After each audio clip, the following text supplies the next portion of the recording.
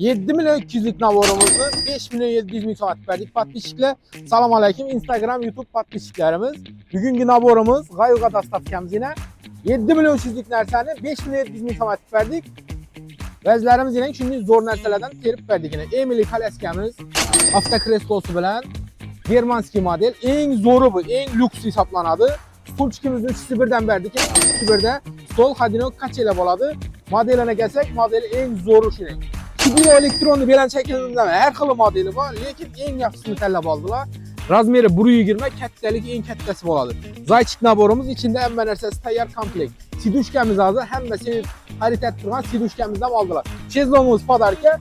Beşikimiz Taşkent beşik boladı. Taşkent beşikimizin lüksundan en kımmatını aldılar. Narxına göre don bolsak narxı 7 milyon 300 emez. 5 milyon 700 bin so'm verdik. Menzilimiz bunda gipermarket. 8 bloklu gipermarket tarafından birinci blokundamız. Bemalol gelsengizlar sizlar ham zo'r atib shunday vaziyatni saqlab beramiz. Dastavkamizga keladigan bo'lsak, dastavkamiz Xorazm bo'ylab bepul. 4 kun 50 kg beruning bu taraflar ham bemalol bepul yetkazib beramiz. Bizani topolmay turgan manzilimizni bilmay turgan klientlarimiz uchun shunda nomer qo'yamiz. Bemalol telefon etib manzilimizni aniqlab olsangiz bo'ladi. Hammangizga rahmat, hammangizga kutamiz.